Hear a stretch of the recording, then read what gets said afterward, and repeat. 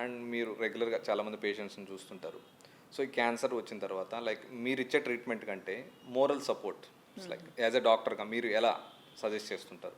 మీ దగ్గరికి చాలామంది వస్తుంటారు రెగ్యులర్ బేసిస్లో. సో ఎట్లా లైక్ వాళ్ళు మోరల్గా ఎలా సపోర్ట్ చేస్తారు మీరు? సో పేషెంట్స్ కొంతమంది పాపం అండి, ఒకటి ఫైనాన్సెస్ చూసుకోవాలి, ఒకటి ఇంట్లో సపోర్ట్ సిస్టమ్ చూసుకోవాలి. కొన్నిసార్లు హస్బెండ్సే వస్తారు, పాపం అక్కడే సాఫ్ట్వేర్ వాళ్ళు వర్క్ చేసుకుంటూ ఉంటారు, ఒక పక్క వైఫ్కి కీమో వెళ్తూ ఉంటుంది.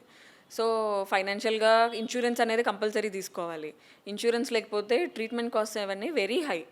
మనము స్కానింగ్స్ చేయించాలి, బ్లడ్ టెస్టులు చేయించాలి, ట్రీట్మెంట్స్ పెట్టుకోవాలి. ట్రీట్మెంట్స్లో స్టార్టింగ్ ఫ్రమ్ బేసిక్ కీమోథెరపీస్ నుంచి immunotherapy, each dose of immunotherapy with help from the company will cost you 2 lakh.